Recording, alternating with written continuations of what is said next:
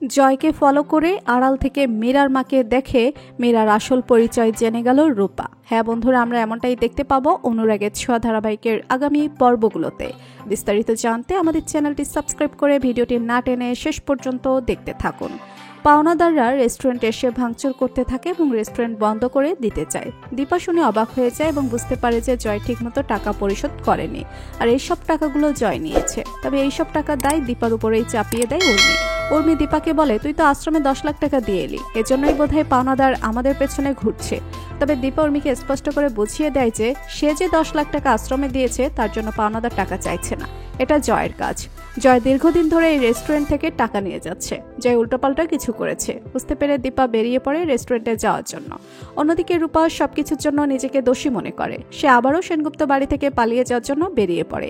রূপা ছুটতে থাকে রাস্তা ধরে। ওদিকে সেটা দেখে মীরা সূর্যকে বলে, সিলভার দিদি আবার চলে যাচ্ছে। সোনাও ছুটে যায় রূপাকে ধরার জন্য। হঠাৎ সোনার কৃষ্ণর গাড়িতে ধাক্কা লাগে আর সে পড়ে যায়। কৃষ্ণ সোনাকে ধরে ফেলে।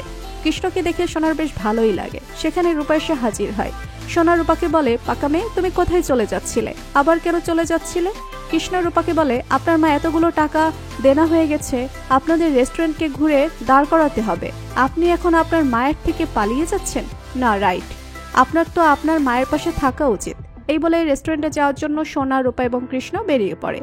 অপরদিকে দেখা যায় রেস্টুরেন্ট ভাঙচুর করতে থাকে পাওনাদাররা। দীপা জানতে চায় কত টাকা পায় তারা।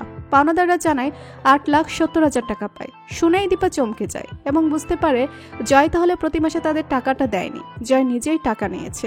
কিন্তু সে এতগুলো টাকা নিয়ে কি করছে বুঝতে পারে না দীপা। দীপা জয়কে ফোন করলেও তাকে ফোনে পায় না। পাওনাদার বলতে থাকে, সামনে আমার মেয়ের বিয়ে আর এই টাকাগুলো খুব দরকার। হঠাৎ রূপা সেখানে হাজির হয় এবং রূপার মাথায় একটা বুদ্ধি আসে।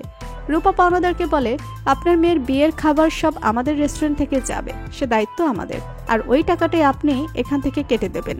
এভাবেই রেস্টুরেন্টকে আবার ঘুরে দাঁড় করানোর প্রতিজ্ঞা করে দীপা, রূপা, কৃষ্ণ এবং সবাই।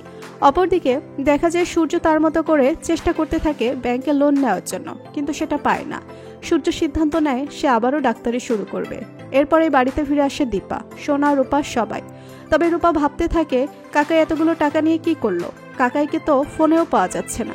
হঠাৎ রূপা খেয়াল করে সেনগুপ্ত বাড়ির ফ্যামিলি ফটো হাতে নিয়ে ছোট্ট মীরা কাঁদছে এবং জয়ের ছবিতেই হাত বোলাচ্ছে। রূপা বুঝতে পারে জয়ের সাথে ছোট্ট মীরার কোনো সম্পর্ক রয়েছে। মীরা হয়তো তাদেরকে কোনো কিছুর হদিস দিতে পারে। তাই রূপা মীরার কাছে খুব ভালোভাবে জিজ্ঞেস করে, মীরা সত্যি করে বলো তো তোমার বাড়িটা কোথায়? মীরা রূপাকে বিশ্বাস করে এবং তার বাড়ির ঠিকানা দেয়। রূপা মীরার বাড়ির ঠিকানায় গিয়ে হাজির হয়। সেই বাড়ির সামনে গিয়ে রূপা যখনই দাঁড়ায় তখনই দেখে জয় সেখানে ঢুকছে। রূপা জয়কে ফলো করে ওই বাড়ির দরজার আড়ালে দাঁড়িয়ে কঠিন সত্যের সম্মুখীন হয়। সে দেখতে পায় জয় মিশকার সাথে কথা বলছে, আর মিশকার কেউ নয়, ওই মীরার মা। তো বন্ধুরা, তোমরা এটাই চাও তো যে জয়ের কুকুরটি থেকে যেন সেনগুপ্ত পরিবারকে রক্ষা করতে পারে রূপা? কমেন্ট করে জানিয়ে দাও তোমাদের মতামত। আর আমাদের চ্যানেলে নতুন হয়ে থাকলে চ্যানেলটি সাবস্ক্রাইব করে রাখুন, যেন অনুরাগের ছোঁয়া ধারাবাহিকের আগামী পর্বের আপডেট সবার আগে পৌঁছে যায় তোমাদের কাছে। ধন্যবাদ সবাইকে।